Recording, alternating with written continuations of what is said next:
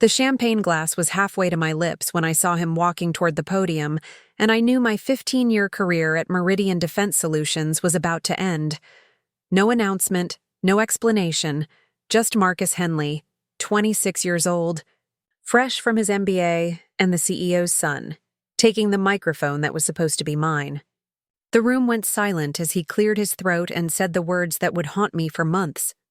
I'll be stepping into the role of Vice President of Strategic Operations, effective immediately. My promotion ceremony had just become his coronation. My name is Sarah Martinez, and until that moment, I was 42 years old and the most successful contract negotiator in Meridian's 70-year history. I had spent the last 8 months orchestrating the largest defense contract portfolio the company had ever seen. 8 separate agreements totaling $850 million with the Department of Defense, covering everything from advanced radar systems to next-generation communications equipment for 3 different military branches. The contracts weren't just numbers on a spreadsheet. They represented the future of American military technology, and I had built every single relationship, navigated every bureaucratic maze, and solved every technical challenge that stood between Meridian and that historic win. The irony wasn't lost on me that I was celebrating in a room full of people who had no idea what I'd actually accomplished. While they sipped cocktails and made small talk about quarterly projections, I was thinking about the 18-hour days I'd spent in Pentagon briefing rooms, translating complex technical specifications into language that procurement officers could understand. I remembered the sleepless nights I'd spent reviewing compliance documents, ensuring that every comma and clause met the exacting standards of federal contracting law. Most of all, I remembered the countless video calls with military engineers stationed everywhere from Norfolk to Ramstein, building the personal relationships that had made these deals possible in the first place. My military background had been essential to everything I'd accomplished at Meridian.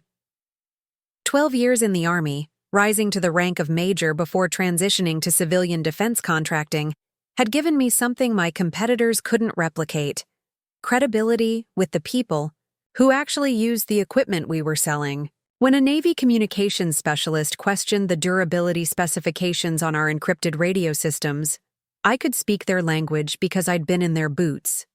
When an Air Force logistics coordinator worried about maintenance protocols for our radar installations, I understood their concerns because I'd been responsible for similar equipment in theater. My DD-214 wasn't just a piece of paper. It was the foundation of trust that had built an $850 million portfolio. The promotion to Vice President of Strategic Operations had been announced 3 weeks earlier, accompanied by a company-wide email that highlighted my exceptional performance in securing the largest contract portfolio in company history. The position came with a corner office on the 32nd floor, a dedicated staff of 6 analysts, and most importantly, direct oversight of all future government contracts. It was the culmination of everything I'd worked toward since leaving the service, the validation that my combination of military experience and business acumen had value in the corporate world. But as I stood in that conference room, watching Marcus Henley adjust the microphone with the confidence of someone who'd never had to earn anything, I realized that my military training had failed to prepare me for this particular type of warfare. In the Army, competence and performance were measurable, quantifiable things. You either completed the mission, or you didn't. You either led your soldiers effectively, or you got replaced by someone who could. The idea that someone could simply inherit a position based on their last name, regardless of their qualifications or contributions, was antithetical to everything I'd learned about leadership and merit. The details of that evening are burned into my memory with the clarity that only comes from genuine shock. The promotion ceremony had been scheduled for 6:30 in the main conference room, with department heads and senior staff invited to celebrate what everyone understood to be a well-deserved recognition of my achievements. I had arrived early, wearing the navy blue suit I'd purchased specifically for the occasion, carrying a leather portfolio containing talking points for the brief speech I'd planned to give. The room was decorated with Meridian's corporate colors, and a banner reading "Congratulations, Sarah" hung across the back wall. For the first 20 minutes, everything proceeded exactly as expected. CEO William Henley gave a brief overview of the company's recent successes, making particular note of our record-breaking year in government contracts. He mentioned my name several times, highlighting specific deals I'd closed and relationships I'd cultivated. Several colleagues approached me with congratulations, and I found myself genuinely moved by their recognition of my work. For those 20 minutes, I felt like I belonged in that room, like I'd finally found my place in the corporate hierarchy. Then Marcus walked in, and the energy in the room shifted in a way that was subtle but unmistakable. Conversations became quieter, more deferential. William Henley's demeanor changed from celebratory to something more cautious, more calculated. I watched father and son exchange a look across the room, a silent communication that excluded everyone else present. When Marcus made his way to the front of the room, I assumed he was there to offer his congratulations, perhaps to say a few words about working together in the new organizational structure. Instead, he took the microphone from his father and delivered the news that would reshape everything I thought I understood about my place at Meridian Defense Solutions. After careful consideration, he said, his voice carrying the practiced confidence of someone accustomed to being listened to, the board has decided that the vice president position requires a different skill set than originally anticipated. I'll be stepping into this role to provide fresh perspective and innovative thinking for our strategic operations moving forward. The silence that followed was deafening. I could feel the eyes of everyone in the room shifting between Marcus and me, waiting for some kind of explanation or clarification that never came. William Henley stepped forward and added, almost as an afterthought, Sarah will be transitioning to a new role as senior contract specialist, where her experience will continue to be valuable to the organization. The demotion was delivered, with the same casual tone someone might use to announce a change in the lunch menu. I didn't speak because I couldn't speak. The words I'd prepared for my acceptance speech seemed ridiculous now, irrelevant to the new reality that was unfolding around me. Instead, I stood frozen in place, holding my leather portfolio and trying to process what had just happened.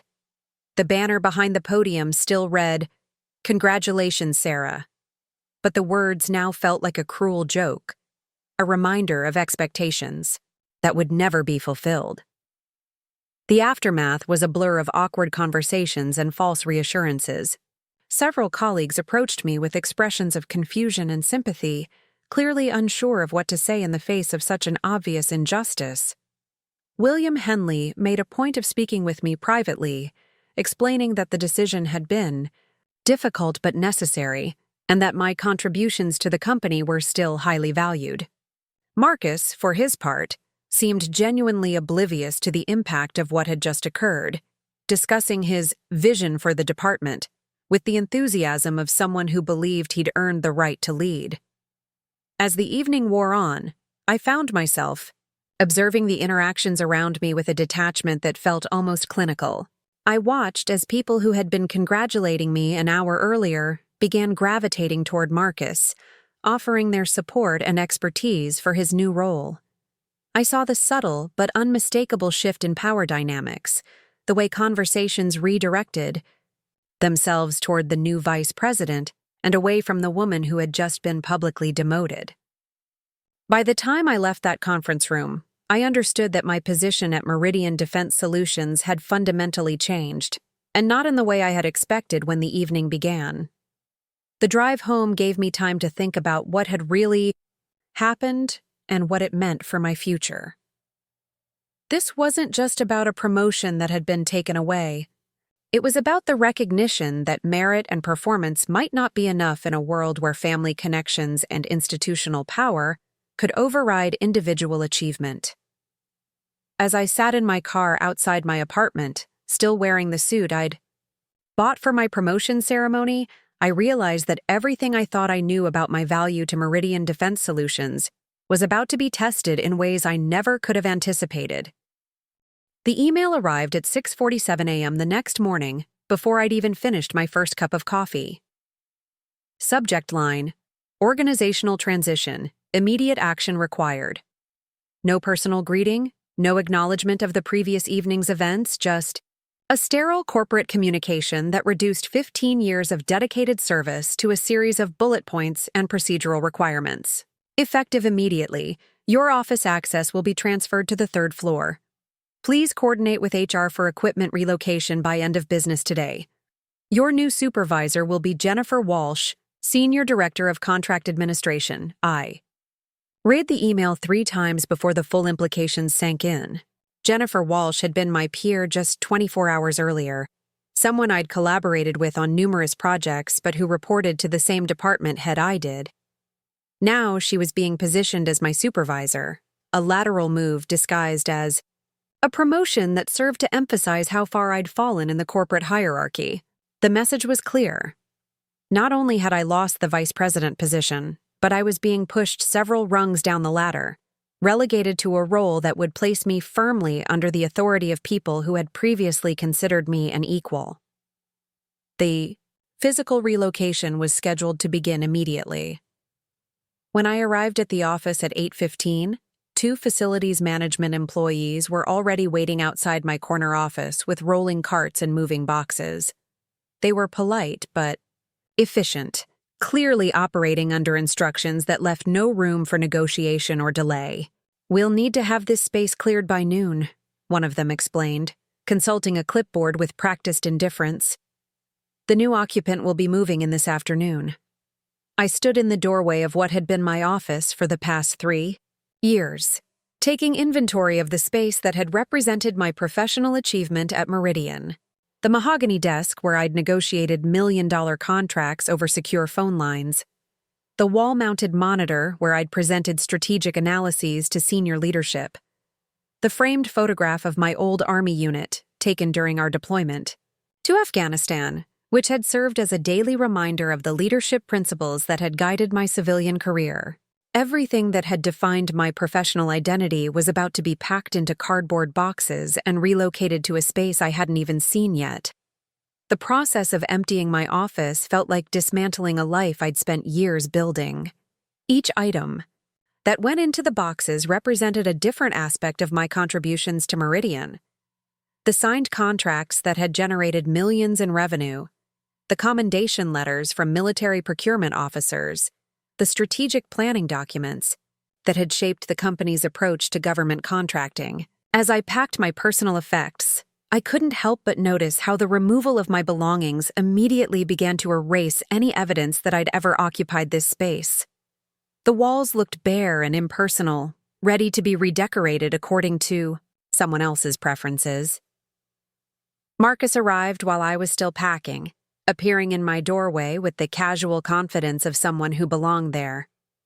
He knocked on the open door frame, a gesture that would have been polite in any other context, but felt patronizing given the circumstances. "Sarah, I wanted to check in and see how the transition is going," he said, his tone suggesting genuine concern that didn't match the reality of the situation. "I know this is probably difficult, but I want you to know that your experience and expertise will still be valuable in your new role." I looked up from the box I was filling with personal items and met his eyes directly. "Which new role would that be, Marcus?" Because the job description I received this morning seems to involve reporting to someone who used to be my peer and managing contracts that are significantly smaller than the ones I've been handling for the past 8 months. My voice was steady, professional, but I made no effort to disguise my dissatisfaction with the situation. He shifted uncomfortably, clearly unprepared for direct confrontation. "I understand your frustration, but these decisions are made at a strategic level that takes into account factors beyond individual performance. The board felt that my background in business strategy and organizational development would bring a fresh perspective to the department." The words sounded rehearsed, like talking points he'd practiced in preparation for exactly this conversation. What struck me most about his response was the complete absence of any acknowledgement of my qualifications or contributions. There was no mention of the $850 million in contracts I'd secured, no recognition of the relationships I'd built with military procurement officials, No reference to my unique combination of military and corporate experience. Instead, he spoke in abstract terms about strategic decisions and fresh perspectives, as if the vice president position was some kind of experimental role that required innovation rather than proven competence. After he left, I continued packing. In silence, trying to process the full scope of what was happening. This wasn't just a demotion. It was a systematic erasure of my professional identity within the organization. The corner office that had represented my status and achievements was being transferred to someone who had never managed a government contract, never dealt with military procurement bureaucracy, never spent sleepless nights ensuring that technical specifications met federal compliance standards. My replacement had an MBA and a famous last name, but no experience with the core responsibilities of the position he was inheriting. The move to the third floor took less than 4 hours, but it felt like a journey to a different world. My new workspace was located in what had previously been used for administrative support functions. A cluster of identical cubicles arranged in rows, with fluorescent lighting and no windows. The desk was smaller than what I'd been accustomed to. The chair was standard office furniture rather than the ergonomic model I'd requested for my previous office, and the entire environment felt designed to emphasize efficiency over comfort or status. Jennifer Walsh stopped by during the afternoon to welcome me to what she diplomatically referred to as the new organizational structure. She was clearly uncomfortable with the situation, understanding as well as I did that our roles had been artificially rearranged to accommodate Marcus's promotion rather than to improve operational effectiveness. "I want you to know that I requested you specifically for my team," she said, though we both understood that her influence over staffing decisions was limited. "Your experience with major government contracts will be invaluable as we work to expand our portfolio in that sector." Her attempt at reassurance was well-intentioned but ultimately hollow. The contracts I would now be handling were smaller, less complex, and less strategically important than the ones I'd been managing as a senior director. Instead of negotiating multi-million-dollar agreements with Pentagon procurement officials, I would be processing routine renewals and minor modifications for existing contracts. The work wasn't meaningless, but it represented a significant step backward in terms of responsibility, influence, and professional development. The most painful aspect of the transition was watching how quickly my previous role was being redefined to fit Marcus's limited qualifications. Within days of his appointment, I began hearing about strategic initiatives and organizational restructuring that seemed designed to minimize the importance of the technical expertise and relationship building that had been central to my success. The focus was shifting away from the detailed contract management and client relationship development that had generated our record-breaking year toward more abstract concepts like market positioning and brand development. By the end of my first week in the new role, I had begun to understand that this wasn't simply a case of corporate nepotism or poor decision-making. It was a deliberate restructuring designed to accommodate someone who lacked the qualifications for the position he'd been given, which meant diminishing the importance of the qualifications that I possessed. My military experience, my relationships with government procurement officials, my track record of successful contract negotiations. All of these assets were being systematically devalued in order to create a context where Marcus's MBA and family connections could be presented as adequate preparation for leadership. The realization was both infuriating and clarifying. I wasn't just dealing with an unfair personnel decision. I was witnessing the fundamental transformation of a department I'd helped build, guided by priorities that had nothing to do with competence or performance. As I sat in my new cubicle, surrounded by the boxes of personal effects that had once decorated a corner office, I began to understand that my choice wasn't between accepting the demotion and fighting for my old position. It was between allowing myself to be erased and finding a way to demonstrate that some things couldn't be inherited, bought, or politically maneuvered. They had to be earned. The nameplate disappeared first. I noticed it on Monday morning when I arrived at what had been my corner office to retrieve a forgotten file from my desk drawer. The brass plate that had read, Sarah Martinez, Senior Director of Strategic Operations, for 3 years was gone, leaving only 2 small screw holes in the wall beside the door. In its place, a temporary paper sign had been taped up.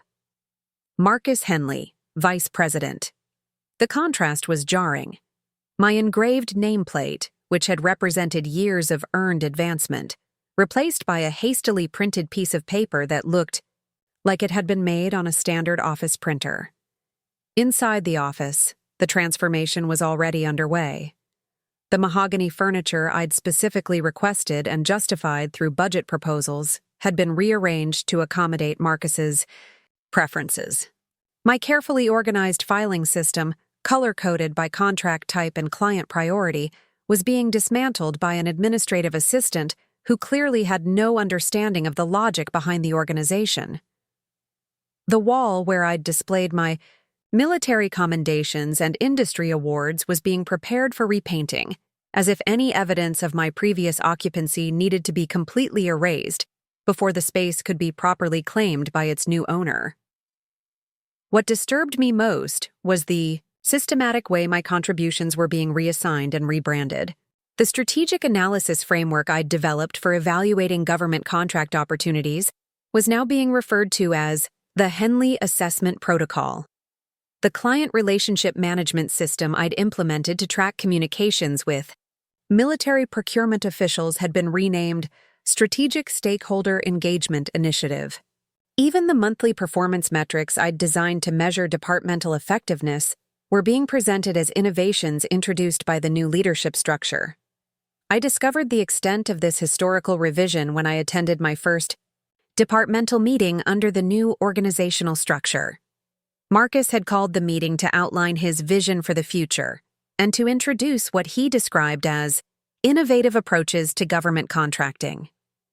As I sat in the back of the conference room, no longer at the senior staff table where I'd previously been seated, I listened to him present strategies and methodologies that I had developed and implemented over the past several years. The presentation was particularly galling because it demonstrated how little Marcus understood about the actual mechanics of government contracting. He spoke enthusiastically about leveraging synergistic relationships with military stakeholders, using business school jargon that would have been meaningless to the procurement officers and program managers who actually made contracting decisions. When he discussed optimizing our value proposition through enhanced deliverable matrices, I realized he was trying to describe the technical specification process using terminology he'd learned in his MBA program, completely missing the practical realities of how military requirements were actually developed and evaluated. Several of my former colleagues glanced in my direction during the presentation, their expressions reflecting the same discomfort I was feeling. Jennifer Walsh, who was now technically my supervisor, looked particularly uncomfortable when Marcus began discussing contract negotiation strategies that she knew I had developed and successfully implemented. The disconnect between his confident presentation and his obvious lack of practical experience was apparent to anyone who had actually worked in the field, but no one in the room was in a position to challenge him directly. After the meeting, I returned to my cubicle to find that my computer access had been modified. The secure databases containing detailed information about our major government contracts were no longer accessible from my workstation. The client relationship management system I had built from scratch now required special authorization for me to view records I had personally created. Even the shared drive where I had stored my strategic planning documents was restricted, with a message indicating that access required approval from the Vice President's office. The message was clear. I was being systematically cut off from the information and resources that had been essential to my success. The relationships I had built with military procurement officials, the detailed knowledge I had accumulated about specific contract requirements, the strategic insights I had developed through years of experience, all of this institutional knowledge was being cordoned off, as if my demotion meant that I could no longer be trusted with information I had personally gathered and organized. The most painful example of this erasure came when I tried to follow up on a contract modification request from Colonel Rebecca Hayes at the Pentagon. Colonel Hayes and I had worked together on 3 separate projects over the past 18 months, and she had specifically requested my involvement in the technical review process for a $45 million communication system upgrade. When I called her office to discuss the timeline for the modification, her assistant informed me that all communications regarding that contract would now need to go through the new point of contact, Marcus Henley. I called Colonel Hayes directly on her private line, a number she had given me after we had successfully resolved a complex compliance issue on a previous contract. "Sarah, I'm glad you called," she said, her voice reflecting genuine confusion. "I've been trying to reach you about the modification request, but I keep getting transferred to someone named Marcus who doesn't seem to understand the technical requirements we discussed." The conversation that followed was both validating and frustrating. Colonel Hayes explained that Marcus had been unable to answer basic questions about the system specifications, had confused the delivery timeline with the testing schedule, and had suggested modifications to the contract language that would have violated federal procurement regulations. "I specifically requested you for this project because you understand our operational requirements," she said. "Who is this guy, and why is he suddenly handling contracts that require technical expertise he clearly doesn't possess?" I found myself in the impossible position of having to explain that I had been demoted and reassigned, while being careful not to criticize the company's decision directly. "There have been some organizational changes," I said diplomatically. "Marcus is the new vice president of strategic operations, and he's taking over responsibility for major contract management." Colonel Hayes was quiet for a moment, then asked, "Does he have military experience? Because the questions he's been asking suggest he doesn't understand how military procurement works, and frankly, that's concerning for a contract of this magnitude." I couldn't answer directly without appearing disloyal to my employer, but my silence was apparently answer enough. "Sarah, I need someone who understands our requirements and can work effectively within our procurement framework," Colonel Hayes said. "If your company can't provide that level of expertise, we may need to consider other options." The call ended with Colonel Hayes requesting a meeting with Marcus and me together, ostensibly to ensure continuity on the project, but actually to assess whether Meridian could still deliver the level of service she had come to expect. I immediately sent an email to Marcus and Jennifer Walsh, outlining the client's concerns and requesting the joint meeting. The response I received was swift and unambiguous. Marcus would handle all client communications going forward, and my involvement would be limited to providing technical support as requested. The systematic exclusion from client relationships I had built became a pattern over the following weeks. Major Peterson Williams from the Air Force Materiel Command was told that I was no longer available for the radar system contract we had been developing together for 6 months. Captain Jennifer Rodriguez from Naval Air Systems Command was informed that her project had been transitioned to new management, without any explanation of why the change was necessary. Each of these relationships represented years of trust building and technical collaboration, and each was being severed without regard for the client's preferences or the project's continuity. The most egregious example came when I discovered that Marcus had scheduled a presentation to the Defense Logistics Agency using slides I had prepared for a different client entirely. The presentation contained technical specifications and cost analyses that were specific to an Army contract, but he was planning to present them as a general capability overview to Navy procurement officers. When I pointed out the error to Jennifer, Walsh, explaining that the mismatch could damage our credibility with an important client, she looked genuinely distressed, but said her hands were tied. "I know this is frustrating, Sarah, but Marcus has made it clear that he wants to handle all major client presentations personally," she said. "He believes that consistency in leadership messaging is more important than technical accuracy at this stage of the relationship." The comment revealed how fundamentally Marcus misunderstood the nature of government contracting. In the military procurement world, technical accuracy wasn't just important, it was the foundation of credibility.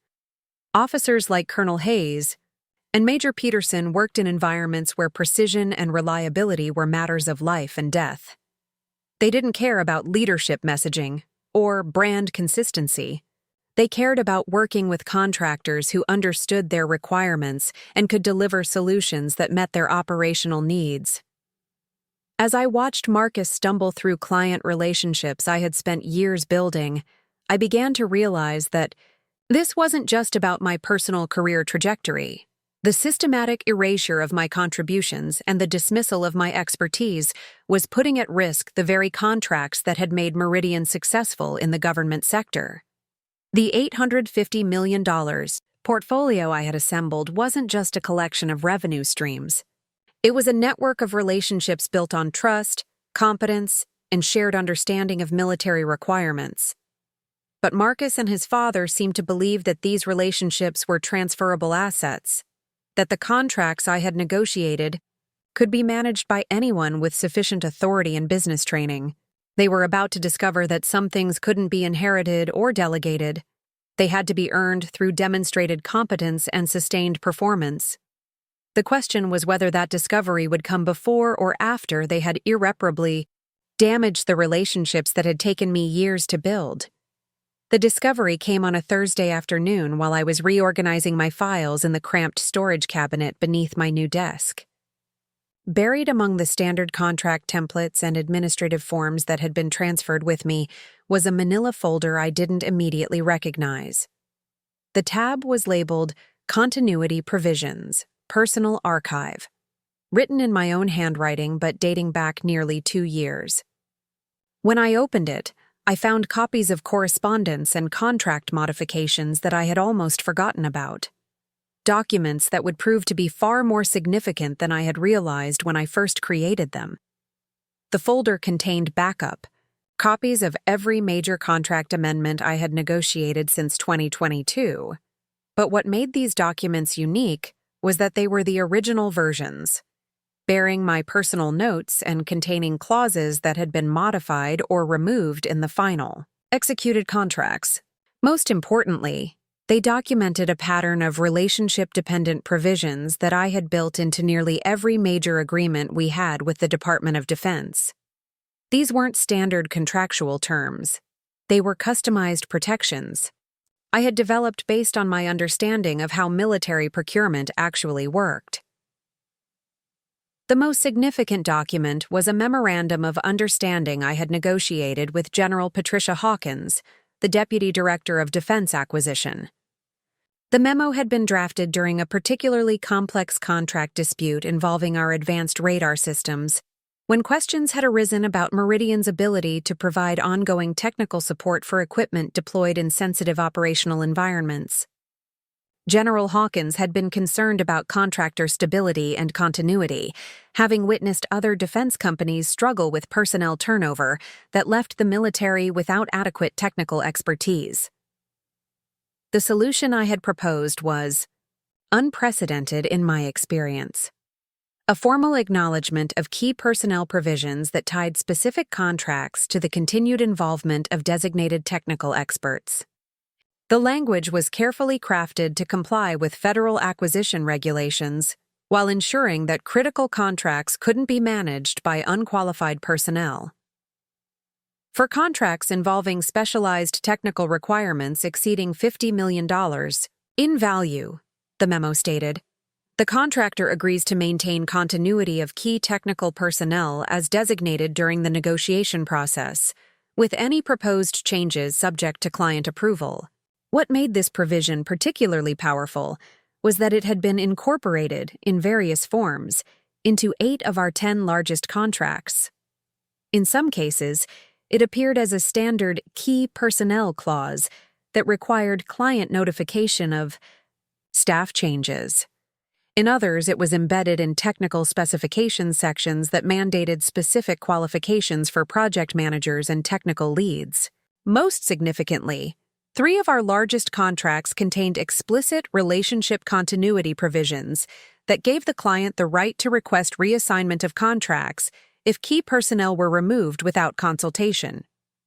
I had negotiated these provisions not as a defensive measure but as a competitive advantage. Military procurement officers valued stability and relationships, and they were willing to pay premium rates for contractors who could guarantee continuity of service. The clauses had helped us win contracts against larger competitors who couldn't offer the same level of personal accountability and relationship management. At the time, I had viewed them as smart business practices that differentiated Meridian in a crowded marketplace. Now, sitting in my cubicle 2 years later, I realized that these same provisions had become something entirely different, a network of contractual protections that Marcus and his father had completely overlooked when they orchestrated my demotion. In their haste to install Marcus in the vice president role, they had failed to consider the legal and operational implications of removing me from active management of the contracts I had personally negotiated and maintained. The implications became clearer as I reviewed each contract file. The $180 million communications systems agreement with the Navy contained a clause requiring consultation with designated technical lead prior to any personnel changes affecting contract management. The $145 million radar installation contract with the Air Force included language specifying that project oversight shall remain with qualified personnel as approved during initial negotiation process. Most significantly, the $220 million multi-platform integration contract contained an explicit provision stating that reassignment of key personnel requires written approval from Client Acquisition Authority. These weren't obscure legal technicalities buried in fine print. They were substantial provisions that I had negotiated specifically and that had been highlighted during contract reviews and approval processes. The military procurement officers who had signed these agreements understood exactly what they meant and why they were important. They had approved these clauses because they valued the stability and expertise that I brought to the contractor. Relationship. What Marcus and William Henley had failed to understand was that these contracts weren't just revenue streams. They were relationship-based agreements that depended on specific individuals maintaining specific roles. By removing me from active contract management without consulting the clients, they had potentially triggered breach of contract provisions that could result in termination of some of our most lucrative agreements. I spent the rest of that afternoon cross-referencing the contract language with our current organizational structure, documenting the specific ways that my reassignment violated the terms we had agreed to with various military clients. The evidence was comprehensive and undeniable. Meridian Defense Solutions was currently in breach of contract on at least 6 major agreements, with potential financial exposure exceeding $400 million if the clients chose to exercise their termination rights. The most problematic contract was the multi-platform integration agreement, which explicitly named me as the designated technical authority responsible for ensuring compatibility between different military communication systems. The contract included detailed specifications for my qualifications and experience, along with a provision requiring that any changes to my role be approved in writing by the Defense Information Systems Agency. Marcus had been assigned responsibility for this contract without any consultation with the client, creating a clear violation of the agreement terms. I also discovered that several contracts contained performance milestone provisions that were tied to my specific involvement in project management and client communication. These milestones weren't just administrative checkpoints. They were contractual requirements that triggered payment schedules and delivery obligations. Missing these milestones due to unauthorized personnel changes could result in penalties, delays, and potential contract termination.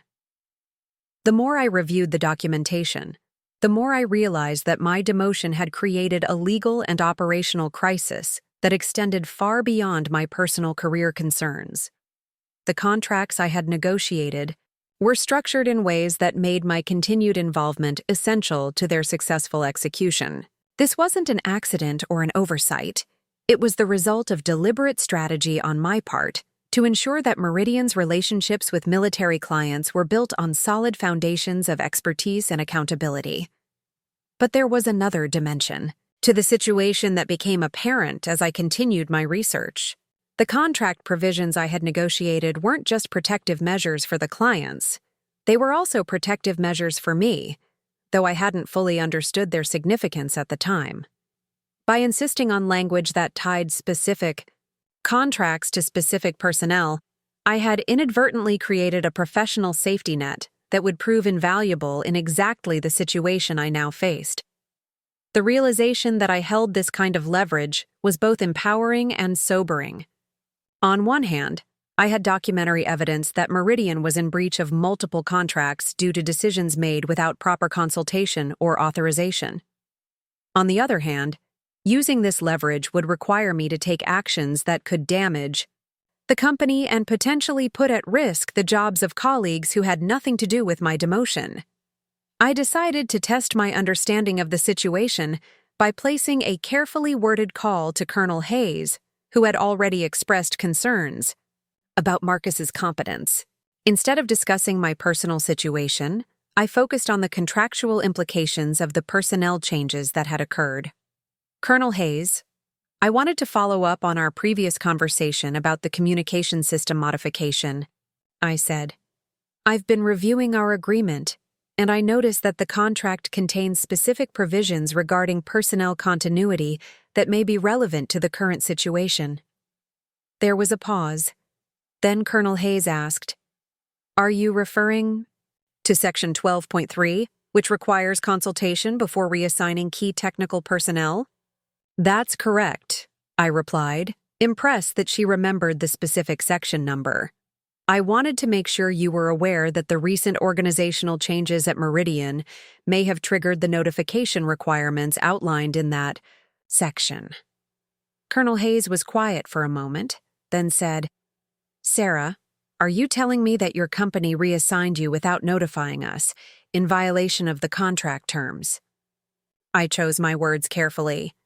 "I'm suggesting that you may want to review the personnel continuity provisions in our agreement and determine whether the current staffing arrangement meets the requirements we agreed to during contract negotiation." The implications of her response were immediate and significant. "I'll need to discuss this with our legal team and contract administration office," she said. "If Meridian is in breach of the personnel provisions, we have options under the contract that we may need to exercise." After the call ended, I sat quietly in my cubicle, understanding for the first time the full scope of what I had inadvertently created. The contract provisions I had negotiated as competitive advantages had become a comprehensive protective framework that gave military clients the authority to demand my restoration to active contract management.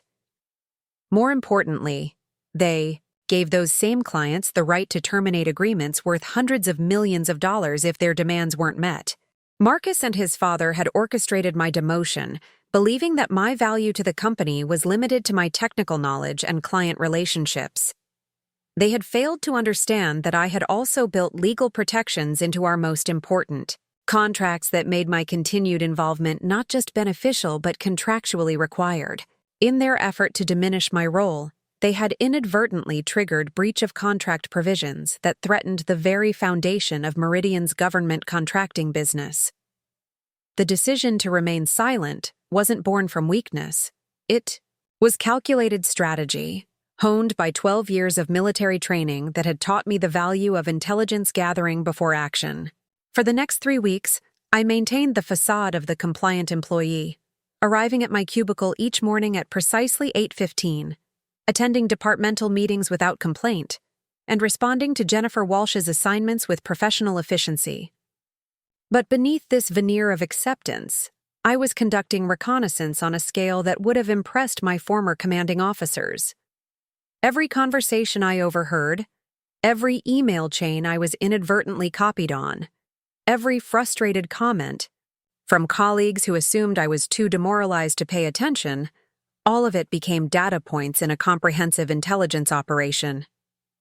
I learned that Marcus had hired an external consulting firm to optimize departmental workflows, spending $180,000 on a process improvement initiative that essentially involved teaching him how to do the job I had been performing for 3 years. The consultants, who had no experience with government contracting, were recommending structural changes that would have violated federal acquisition regulations in at least 4 different ways. I discovered that the Department of Defense had sent 3 separate inquiries to Meridian regarding personnel continuity concerns on major contracts, inquiries that Marcus had apparently dismissed as routine administrative communications. William Henley had instructed his son to handle all government correspondence directly, without involving the legal department or contract administration staff, who would have immediately recognized the significance of these inquiries. The pattern suggested that both father and son were operating under the assumption that military clients were simply bureaucratic obstacles to be managed, rather than sophisticated professionals who understood their contractual rights.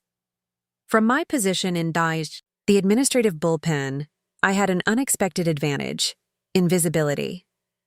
Senior executives who would have carefully modulated their conversations in front of the former senior director spoke freely around the demoted contract specialist.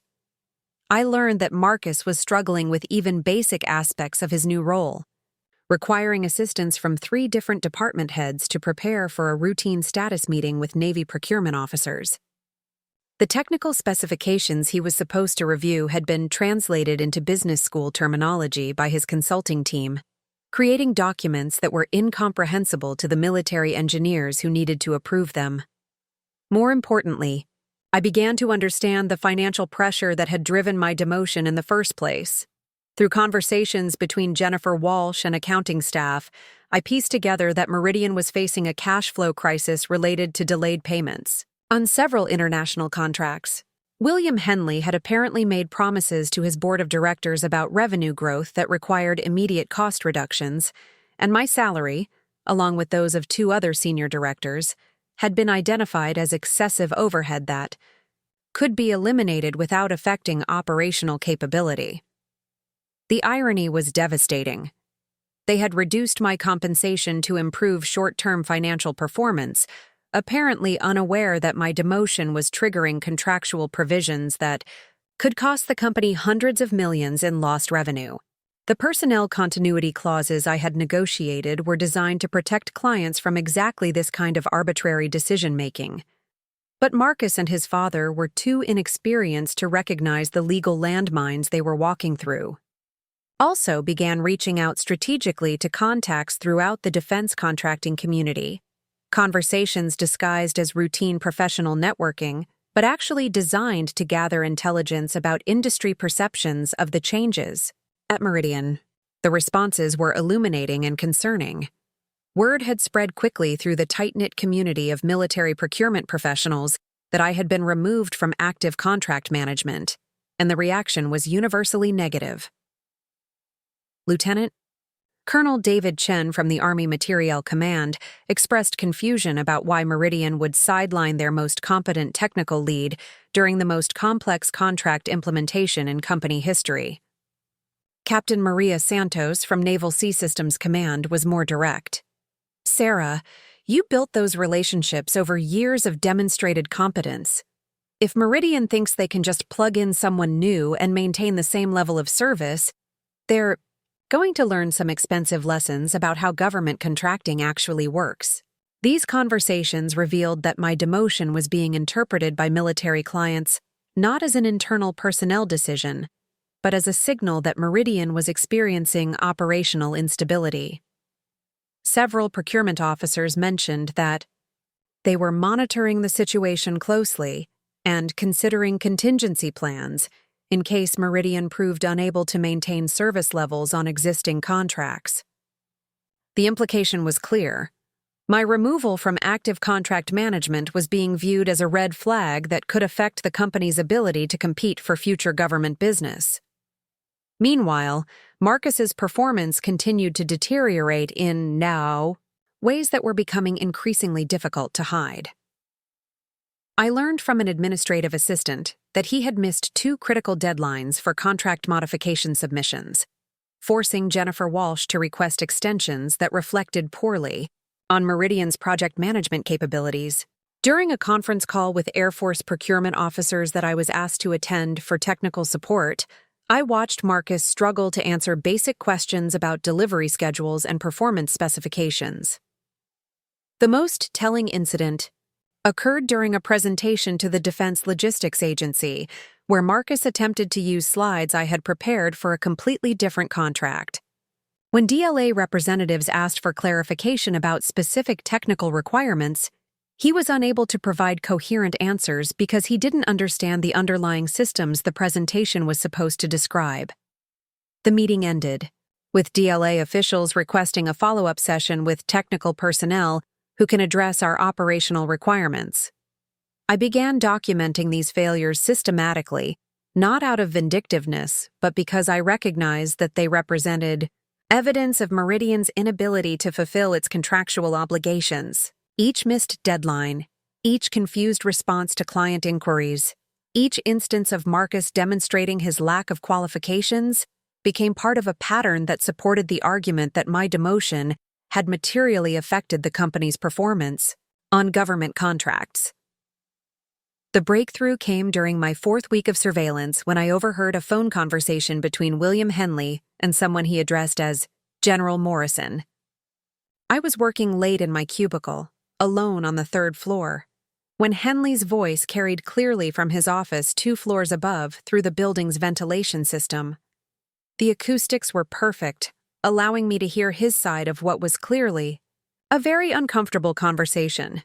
General Morrison, I understand your concerns, but I assure you that Meridian's capability to deliver on our commitments hasn't changed, Henley was saying, his tone defensive in a way I had never heard before. The personnel adjustments we've made are designed to improve efficiency and bring fresh perspective to our operations. There was a long pause, then Henley's voice became more strained. Sir, I'm not sure I understand what you mean by contractual violations. Our legal team hasn't identified any issues with our current staffing arrangements. Another pause. Longer. This time, followed by what sounded like genuine panic in Henley's voice. General, surely we can work through any procedural concerns without discussing contract termination. These agreements represent years of partnership between our organizations. The final part of the conversation was the most revealing. Yes, sir, I understand that Sarah Martinez was specifically designated in several contracts. I wasn't aware that her role transition would require formal notification to your office. If you could provide me with the specific contract provisions you're referencing, I'll have our legal team review them immediately. After Henley hung up, I sat in the darkness of my cubicle, processing what I had just heard. General Morrison, who I recognized as a senior acquisition official at the Pentagon, had apparently called to discuss contractual violations related to my demotion. The conversation suggested that someone at the Department of Defense had reviewed our major contracts and identified specific provisions that required client approval for personnel changes affecting key technical personnel. More importantly, Henley's responses indicated that neither he nor his legal team had been aware of these provisions when they made the decision to remove me from active contract management. The personnel continuity clauses I had negotiated were apparently news to the senior leadership team, despite the fact that they had been highlighted in contract reviews and board presentations when the agreements were originally executed. I realized that I was witnessing the beginning of a crisis that would force Meridian to confront the full implications of their decision. The military clients I had spent years cultivating weren't just expressing dissatisfaction with service quality. They were asserting their contractual rights to demand my restoration to active project management or to terminate agreements worth hundreds of millions of dollars. The next morning, I arrived at the office to find unusual activity on the executive floor. Cars I didn't recognize were parked in visitor spaces, and I noticed that the conference room was occupied by what appeared to be external legal counsel. Jennifer Walsh looked stressed and distracted during our brief morning meeting, mentioning that she might need to adjust priorities based on evolving requirements from senior leadership. I maintained my routine of professional competence and silent observation, understanding that the crisis I had been anticipating was finally beginning to unfold. The contract provisions I had carefully negotiated were asserting themselves, forcing William Henley and Marcus to confront the reality that some aspects of business operations couldn't be inherited or delegated. They had to be earned through demonstrated competence and sustained performance. The question now was whether they would recognize the scope of the problem they had created and take steps to address it, or whether their pride and inexperience would lead them to compound their mistakes in ways that could destroy the very foundation of Meridian's government contracting business. Either way, I would be ready. The crisis arrived with the efficiency of a military operation, precisely coordinated and devastatingly effective. At 9:47 a.m. on a Tuesday morning, 3 separate emails landed in William Henley's inbox simultaneously, messages from the Navy, Air Force, and Army procurement offices that had been clearly coordinated to maximize impact. I learned about their arrival because Jennifer Walsh received copies as the current supervisor of government contracts, and her immediate call to the executive floor created a ripple of panic that spread through the building like wildfire. The first email came from Rear Admiral Patricia Sullivan at Naval Sea Systems Command, and its language was formal, unambiguous, and legally precise. This correspondence serves as official notification that Meridian Defense Solutions appears to be in material breach of contract N0002423C4187 due to unauthorized personnel changes affecting designated key technical personnel. Pursuant to Section 12.3 of the referenced agreement, this office requires immediate consultation regarding the reassignment of Sarah Martinez from active contract management. Failure to address this breach within 15 business days may result in contract termination proceedings. The second message, from Colonel James Bradford at Air Force Materiel Command, was equally direct but carried additional weight due to the financial implications. The Air Force has identified significant concerns regarding contractor compliance with personnel continuity provisions in contract FA 8722-23C0089. The removal of Major Sarah Martinez, Rittweiler, from active project oversight without prior consultation constitutes a violation of Section 8.4 of our agreement. This office requires written response within 10 business days outlining corrective measures to restore contractual compliance. The third email was the most damaging because it came from General Patricia Morrison herself, the same senior acquisition official whose phone call I had overheard the previous week. Her message was brief, but carried the authority of someone who controlled billions in defense spending annually. Meridian Defense Solutions is hereby notified that multiple contracts under this office's purview contain personnel continuity provisions that appear to have been violated. A comprehensive review is being initiated to determine the full scope of contractual noncompliance. All affected agreements are subject to immediate performance review pending resolution of these issues. What made these communications particularly devastating was their obvious coordination. The timing, language, and escalating severity suggested that military procurement officials had consulted with each other before taking action, creating a unified response that would be impossible for Meridian to dismiss or minimize. This wasn't a series of isolated complaints from individual clients. It was a coordinated assertion of contractual rights by the largest customer base in the defense industry. Within an hour of receiving these emails, William Henley had called an emergency meeting of the senior leadership team. I wasn't invited, of course, but Jennifer Walsh was, and her expression when she returned to our department told me everything I needed to know about how the meeting had gone. "Sarah, can you come to my office?" she asked, her voice carrying a tension I had never heard before. "We need to discuss your current role and some potential changes that might be coming." The conversation that followed was awkward for both of us. Jennifer was clearly operating under instructions from senior leadership, but she was also intelligent enough to understand the implications of what was happening. "Sarah, I need to ask you directly, Are you aware of any contract provisions that require client notification when personnel assignments change? She asked, consulting notes that appeared to have been written hastily during the leadership meeting. I chose my response carefully, maintaining the professional detachment I had cultivated over the past month. Jennifer, most of our major government contracts contain some form of key personnel provisions. The specific requirements vary depending on the contract value and technical complexity, but they're fairly standard in the defense industry. She looked uncomfortable with my answer, clearly hoping for something more definitive. The senior team is trying to understand whether we have any contractual obligations that weren't properly addressed when the organizational changes were implemented, she continued.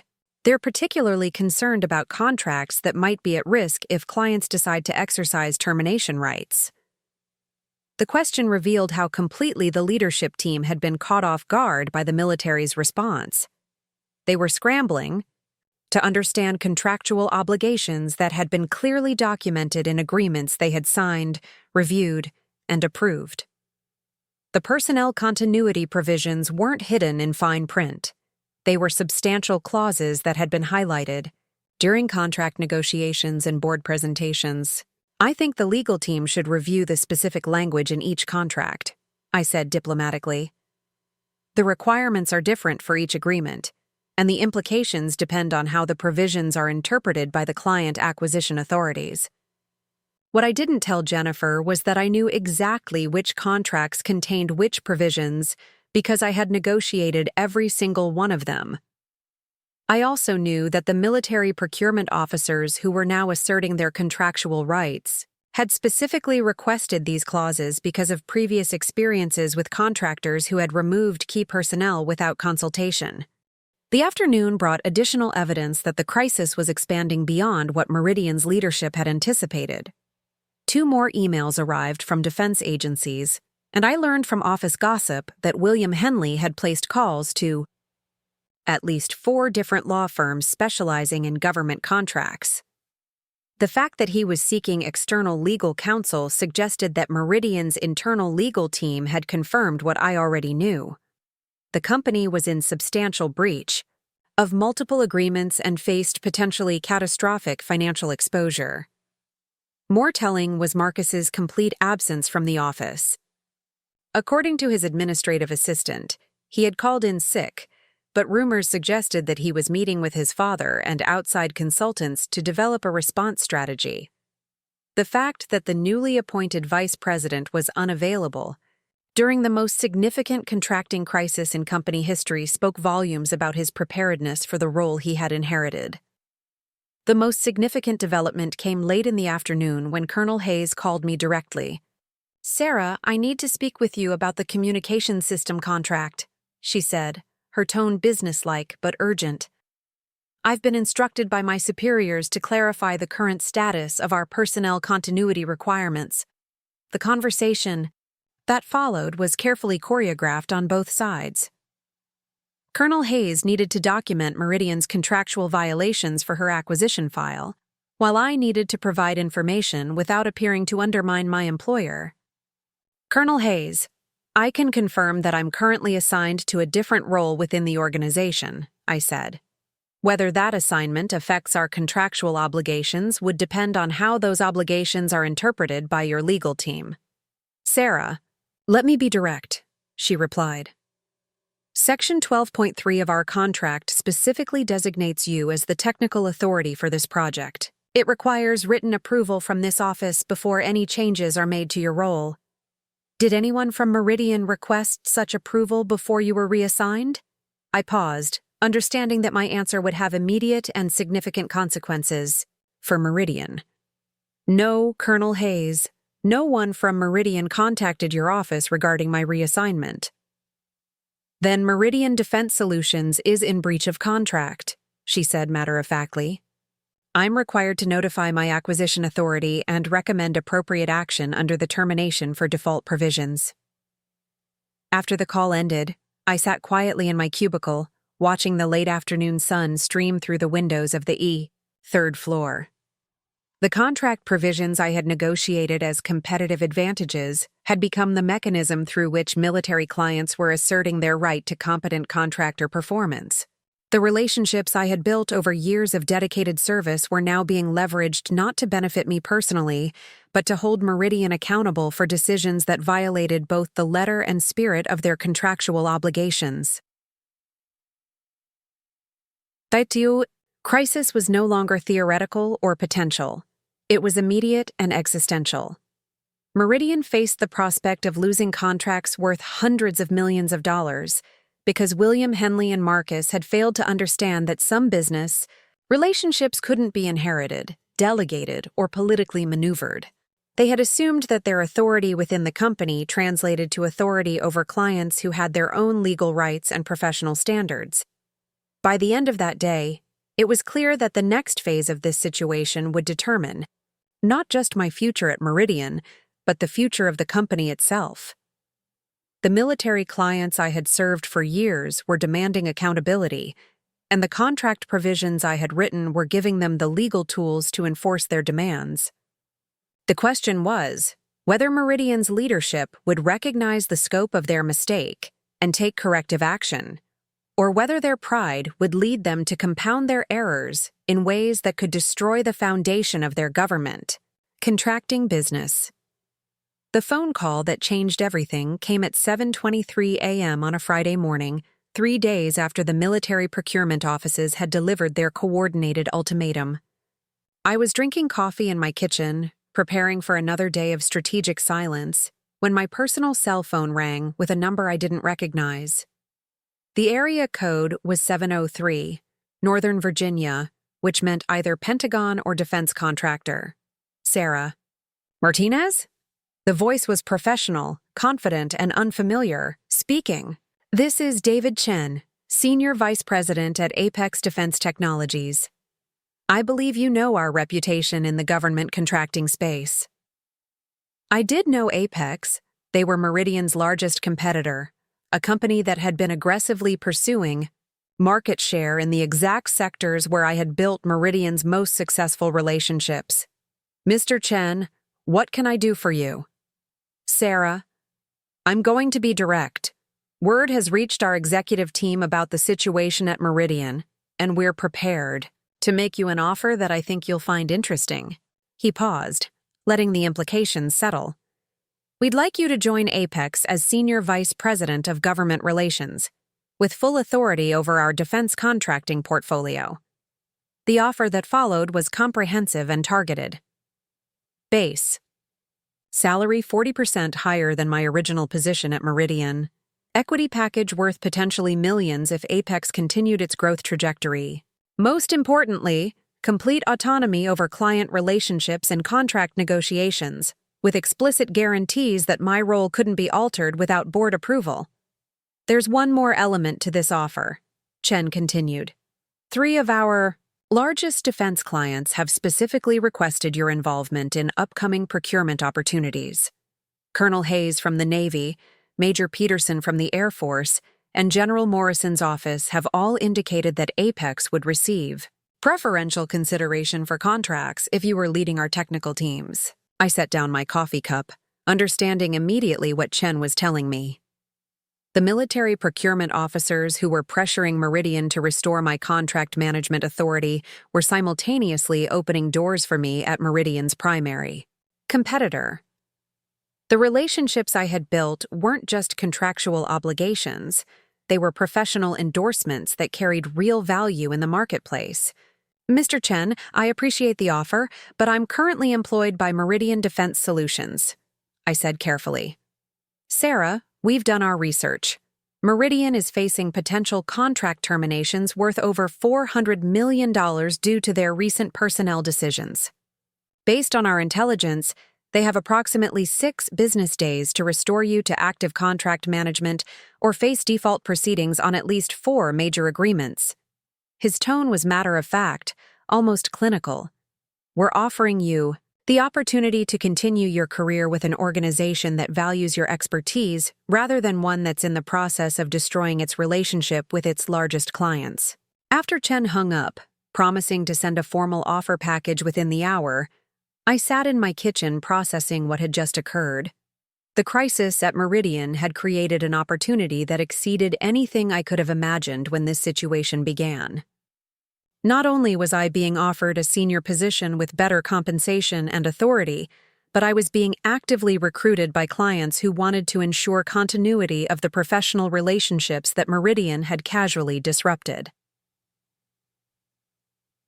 The formal offer arrived by courier at 11:30 a.m., accompanied by a letter from Apex's CEO outlining their commitment to recognizing and rewarding exceptional talent in the defense contracting sector.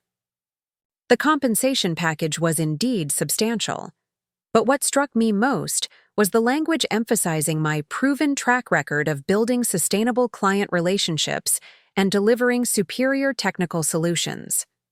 More significantly, the package included copies of preliminary discussions with 3 different military procurement offices about potential contracts worth over $600 million. These weren't speculative opportunities. They were active procurement processes where Apex was being considered specifically because of my potential involvement. The relationships I had built at Meridian were essentially being exported to a competitor, along with the business opportunities they represented. I was still reviewing the Apex offer when my office phone rang. Jennifer Walsh's voice was strained, almost desperate. "Sarah, I need you to come in immediately. There's been a development that requires your immediate attention."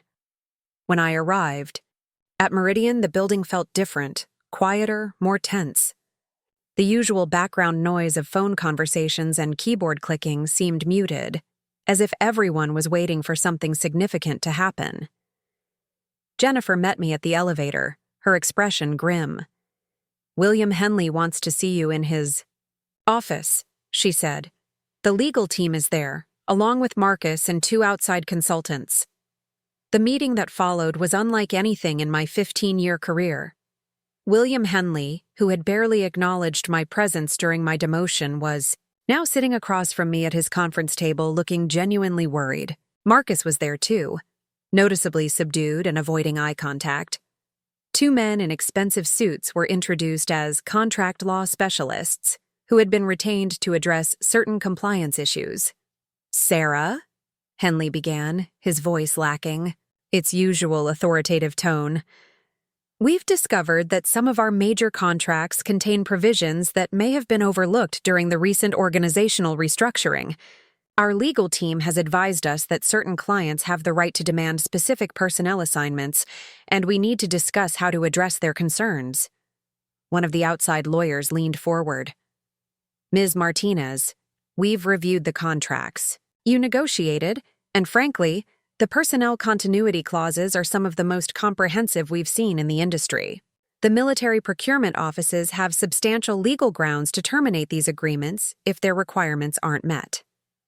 The second lawyer added, "We understand that you were specifically designated as the technical authority on several major contracts. The clients are asserting that your reassignment violates their contractual rights, and they're demanding either your restoration to active contract management or contract termination with potential damages." William Henley looked directly at me for the first time since my demotion. "Sarah, we need to discuss the possibility of adjusting your role to address these client concerns. The company is prepared to offer you the position of Executive Vice President of Government Relations, with full authority over all defense contracts and a compensation package that reflects the critical nature of your contributions." The offer was substantial, significantly better than my original position and competitive with what Apex had proposed. But as I sat in that conference room, surrounded by people who had spent the past month systematically erasing my contributions and undermining my professional relationships, I realized that this wasn't about recognition or career advancement anymore.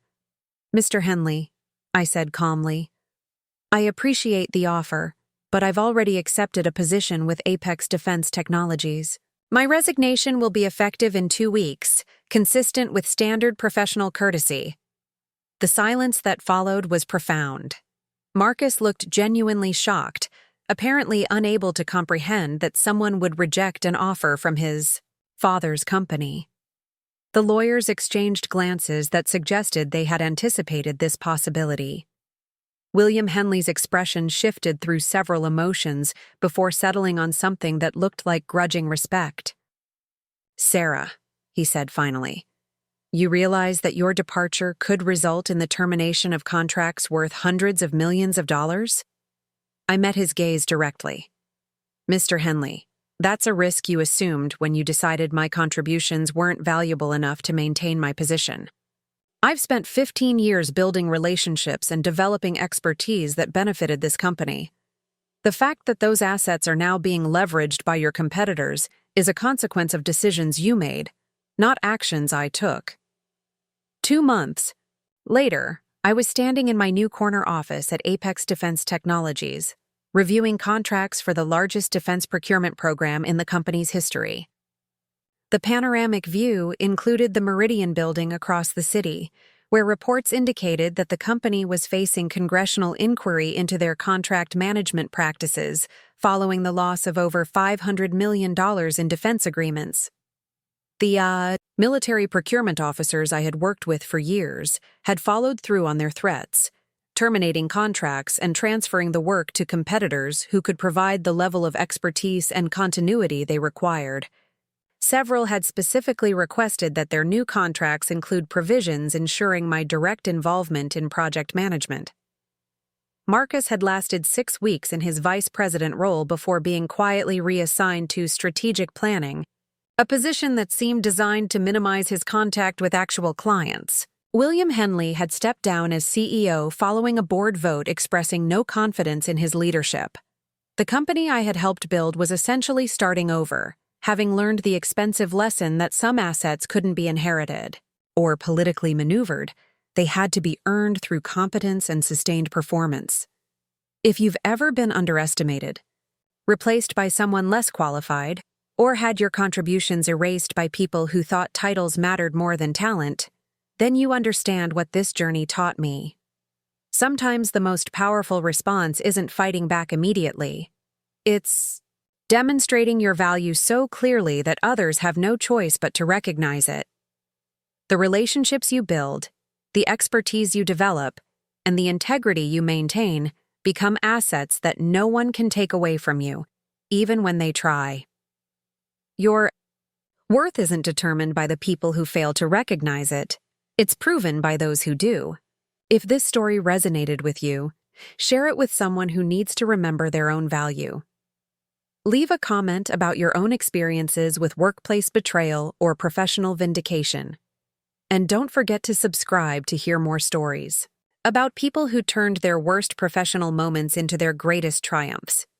Because sometimes the best revenge is simply becoming impossible to ignore.